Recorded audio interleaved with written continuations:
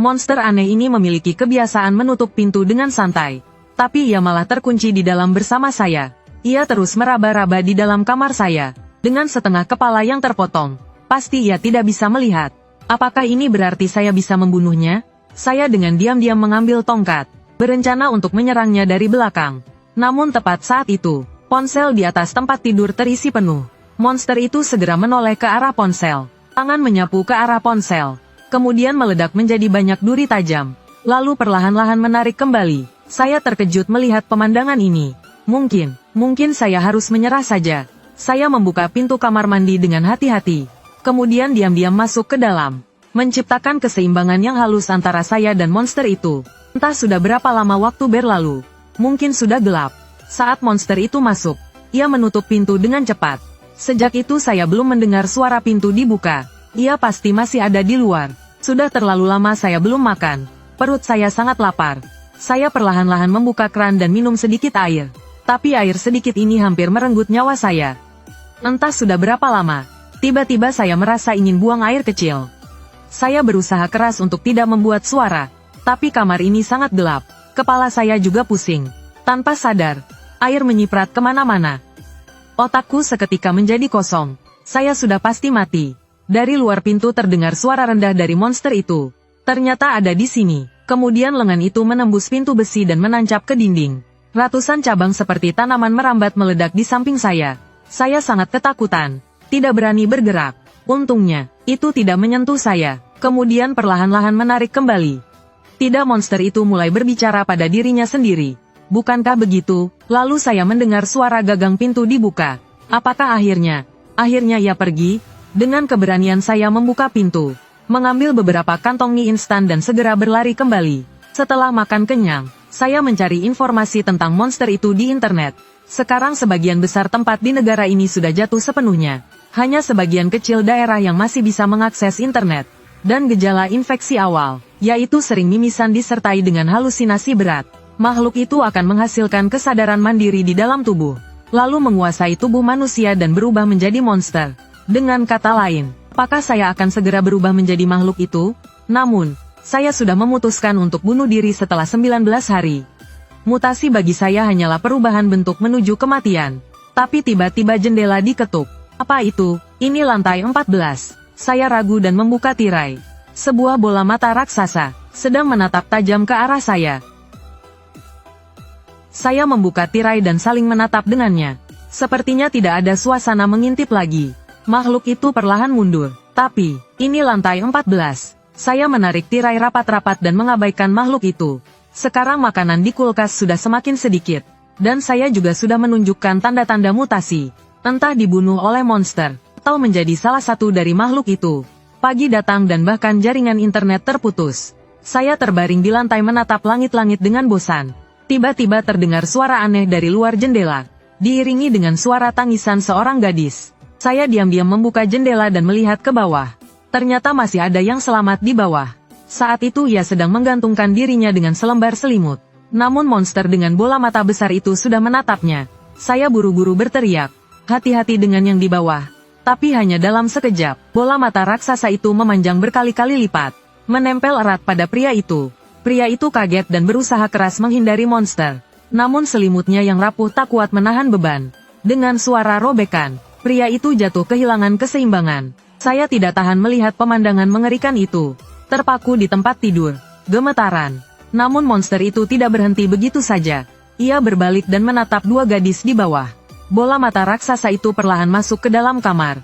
Mendengar mereka berteriak meminta tolong. Jantung saya berdegup kencang. Rasa sakitnya seperti pisau yang mengiris.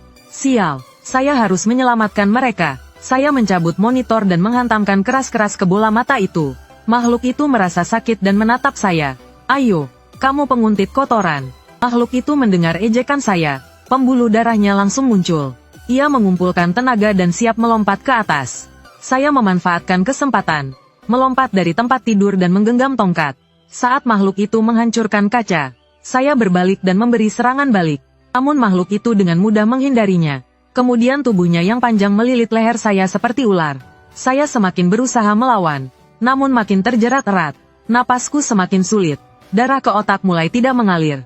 Saat itu suara di dalam kepala saya terdengar lagi. Ingin bernapas, apakah ini keinginanmu? Tiba-tiba tangan kananku tidak bisa dikendalikan. Seperti memiliki kesadaran sendiri. Saya menusuknya sembarangan. Tepat mengenai bola mata makhluk itu. Makhluk itu merasa sakit dan melepaskan saya. Saya memanfaatkan kesempatan ini.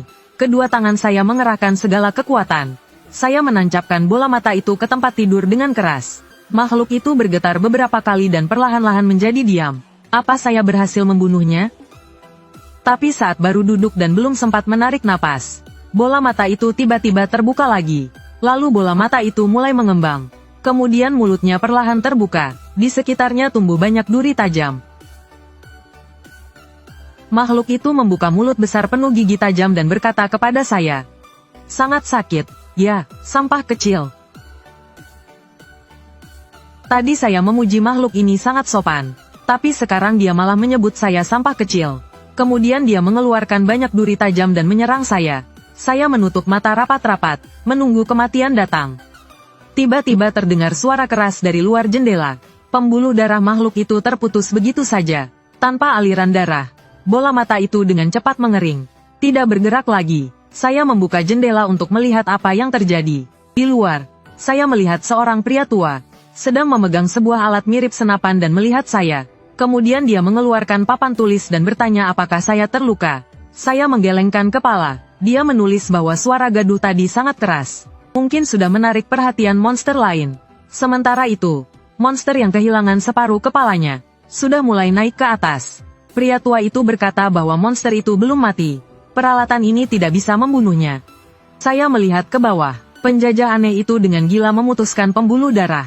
Lalu ia berdiri goyah dan melanjutkan mencari target berikutnya.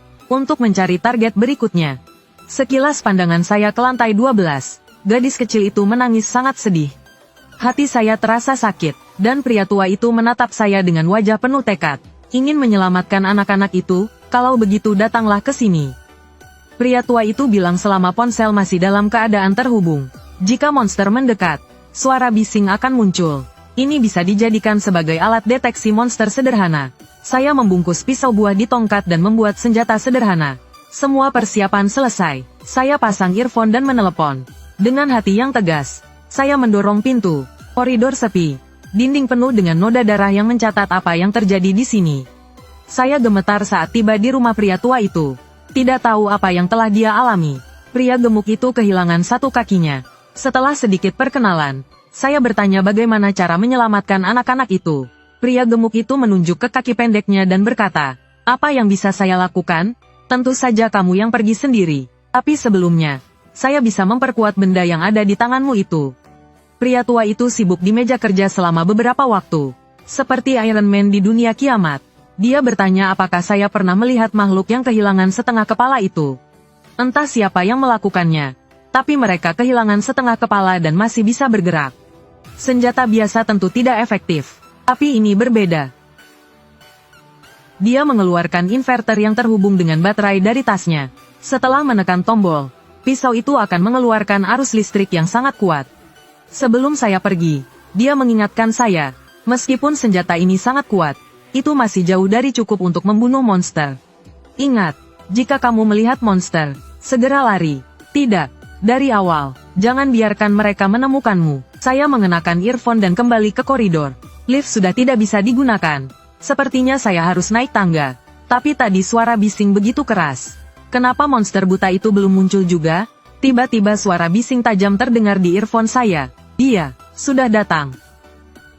Langkah kaki semakin dekat. Saya bersembunyi di dalam lift. Gemetar ketakutan.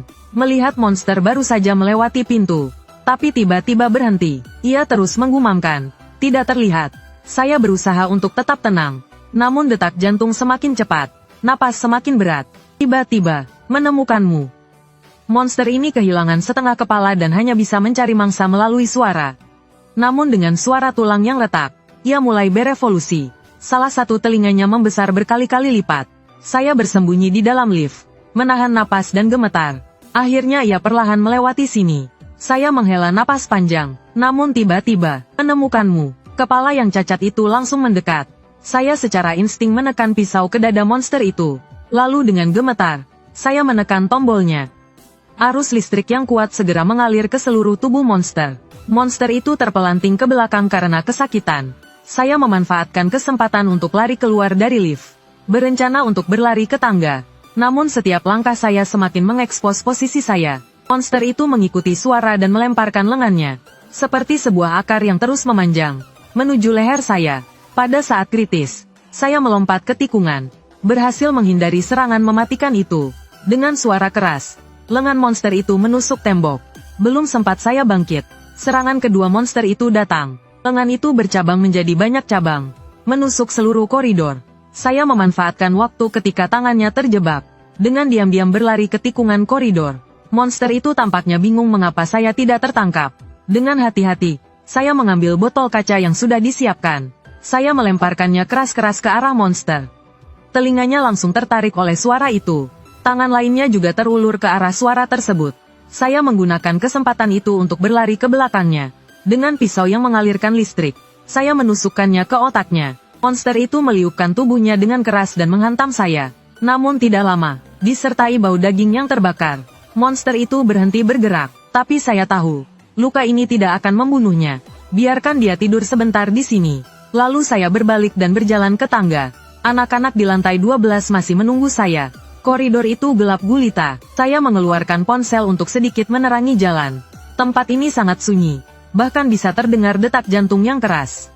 Tiba-tiba, sebuah tangan transparan menyentuh bahu saya. Suara itu terdengar di dalam kepala saya. Cheo Hyun-soo, kamu memang seorang pengecut yang hanya bisa menghindar. Sekarang kamu ingin menjadi pahlawan yang menyelamatkan anak-anak. Kau binatang munafik. Aku memikirkan anak-anak malang di bawah.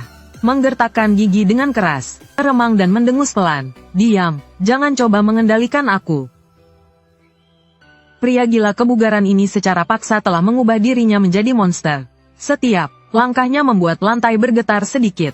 Dia terus mengomel tentang timbal dan bahan kimia, sambil berjalan menuju salah satu kamar. Kemudian, tubuh basah di depan pintu diseret masuk. Lalu terdengar suara mengunyah dan tulang yang retak, menular ke seluruh koridor. Memanfaatkan kesempatan saat ia makan, aku diam-diam mendekati pintu kamar anak-anak. Ketok pintunya pelan, tapi tidak ada suara dari dalam. Saat itu, cairan yang tidak dikenal menetes di bahuku. Aku menengadah dan melihat sebuah lubang di langit-langit. Saat aku bingung, kunci pintu terbuka. Namun yang membuka pintu adalah monster cair transparan. Aku terkejut seketika. Monster itu juga tampak bingung. Sepertinya aku seharusnya tidak bisa melihatnya. Aku baru saja berniat mundur beberapa langkah. Tapi monster itu tiba-tiba menyerang.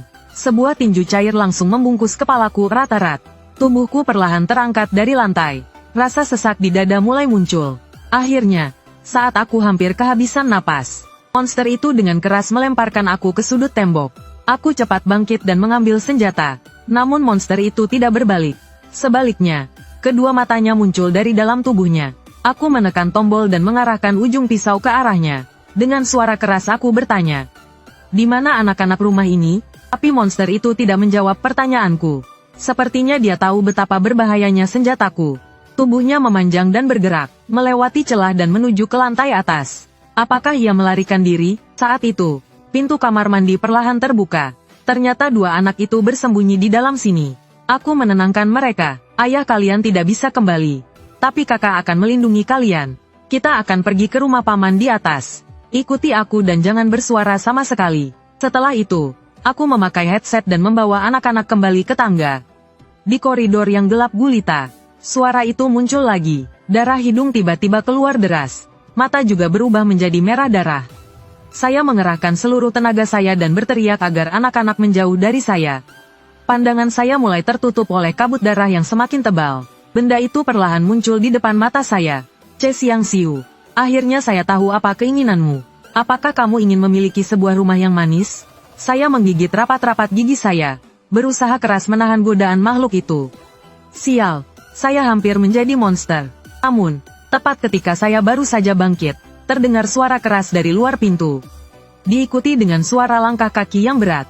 Makhluk berotot besar itu melaju langsung menuju saya. Inilah Raja Trapezius sejati. Otot Trapezius yang menonjol menyambung ke kulit kepalanya. Ia menghancurkan pintu besi dengan satu pukulan, dan langsung berlari ke arah saya. Saya melompat untuk menghindar, turun ke bawah. Hindari pukulan mematikan ini. Seluruh tangga hancur berkeping-keping akibat pukulannya. Namun, ketika saya berbalik, makhluk itu menuju anak-anak di lantai atas. Tidak akan kubiarkan ia menyakiti mereka, jika keinginan makhluk ini adalah otot.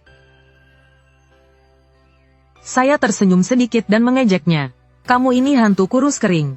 Sekarang sedikit otot saja sudah mulai sok jagoan, kamu monyet kurus yang menjijikkan. Mendengar kata-kata ini, senyum di wajah makhluk itu langsung membeku. Kemudian urat-urat di wajahnya menonjol. Otot-otot wajahnya bergerak bersama. Dengan penuh amarah, ia melompat dari lantai atas dan langsung menghampiri saya. Kekuatan lompatan itu menyebabkan debu dan batu beterbangan. Saya menutup mata dan melihatnya dengan kebingungan. Makhluk itu mengepalkan tinjunya dan mengangkatnya tinggi-tinggi. Pukulan ini, saya harus menghindar. Jika tidak, saya pasti mati tanpa harapan. Saya menunduk dan berhasil menghindari pukulan itu. Seluruh dinding hancur berkeping-keping akibat pukulannya. Getaran besar seperti gempa bumi. Seluruh gedung seolah ikut bergoyang. Saat itu, pasangan pria dan wanita di lantai 11 juga merasakan keganjilan itu. Wanita itu mengangkat tongkat baseball, melihat pria yang sedang mengelap pedang samurai, dan berkata, "Kita harus pergi membantu." Gadis itu teringat pria aneh yang dia temui di tangga 6 hari lalu. Sepertinya dia difitnah karena pekerjaan. Dia terus-menerus bergumam ingin membunuh Supervisor Han. Gadis itu awalnya tidak ingin menghiraukannya. Namun, setelah botol alkohol jatuh, pria itu tampaknya menganggap gadis itu sebagai Supervisor Han yang paling dibencinya. Darah mengalir deras dari hidungnya. Otot dan tulangnya mulai berputar dengan liar. Ia benar-benar berubah menjadi makhluk yang mengerikan. Dengan raungan keras, ia menerjang ke arah gadis itu. Saat itu, pria yang membawa pedang samurai muncul di depan gadis itu. Dengan satu tebasan, ia memotong separuh kepala makhluk itu. Dan pada saat yang sama, pria itu muncul di depan saya lagi. Dengan satu tebasan, ia mengiris lengan makhluk yang hendak diangkatnya lagi. Melihat makhluk itu menahan rasa sakit dan hampir gila, gadis itu menarik kerah baju saya dan berkata, "Kenapa kamu masih terdiam? Ayo lari dulu. Nanti kita urus lagi." Anjing kecil ini, karena hasrat besar terhadap otot, telah mengubah dirinya menjadi makhluk aneh seperti ini. Dan luka di lengannya cepat sekali sembuh. Sekarang ia sedang mencari kami dengan liar di koridor. Mendengar langkah kakinya yang semakin menjauh, akhirnya kami bisa bernapas lega. Saya ingat gadis ini pasti adalah tetangga yang setiap hari bermain piano di lantai atas. Saat pertama kali bertemu dengannya, saya merasa dia mirip dengan karakter utama dari anime favorit saya. Kembali ke kenyataan, saya baru saja berniat untuk mencari anak-anak. Namun gadis itu memanggil saya. Dia bertanya kepada saya, "Kamu adalah seorang yang terinfeksi, kan? Saya pernah melihatmu ketika kamu pingsan sebelumnya. Darah hidung dan pingsan adalah gejala infeksi tahap awal, kan?" Saya tidak membantah. Saya hanya berkata, "Iya." Seketika, tongkat baseball gadis itu diarahkan kepada saya. Pria yang memegang pedang di sampingnya buru-buru menghentikannya. "Miss Jisuk, tenanglah. Bukankah ada orang yang terinfeksi dengan kekebalan kuat terhadap monster?" Jisuk tidak begitu peduli. "Lalu, jadi kamu yakin dia tidak akan menjadi monster?" Pria itu berkata dengan serius. "Paling tidak saya yakin Tuhan tidak ingin kamu menghancurkan kepalanya. Lagi pula, kamu yang memutuskan untuk menyelamatkannya." Perlahan, senjata di tangan Jisuk diturunkan. Namun saya tetap tidak bergerak. Saya mengangkat pedang saya di depan pria itu. "Tolong bantu saya. Selamatkan anak-anak." Saat itu, saudara kandung itu sedang gemetar di tangga. Meskipun mereka sudah sangat takut, namun, sang kakak tetap menangis sambil menenangkan adiknya. Kedua tangan yang gemetar itu saling digenggam. Mereka bersiap untuk naik ke lantai atas. Namun saat itu, makhluk buta itu sudah muncul di depan pintu. Telinganya entah siapa yang mencabiknya. Ia memegangi lukanya sambil berteriak kesakitan. Sang kakak ingat apa yang saya katakan tentang makhluk buta yang bergantung pada pendengarannya. Mereka menarik adiknya dan tidak berani mengeluarkan suara sedikit pun. Makhluk itu benar-benar meraba dinding dan pergi. Namun, begitu mereka hendak melanjutkan naik ke lantai atas, suara langkah kaki yang familiar terdengar lagi. Itu adalah makhluk berotot yang juga naik ke lantai. Melihat dua saudara kandung itu di sana, wajahnya langsung tersenyum lebar. Ia berteriak tentang protein dan akan meraih mereka untuk memakannya. Namun saat itu, sebuah perubahan tiba-tiba terjadi. Sebuah suara serak berkata maaf. Kemudian sebuah lengan kering seperti ranting pohon langsung menusuk dada makhluk berotot itu. Itu adalah makhluk buta yang datang mengikuti suara. Makhluk berotot itu mengerang kesakitan beberapa kali. Namun segera setelah itu, lengan itu terpecah menjadi banyak bagian, yang meledak di dalam tubuhnya. Ini adalah pertarungan puncak antara anjing kecil dan pria berotot.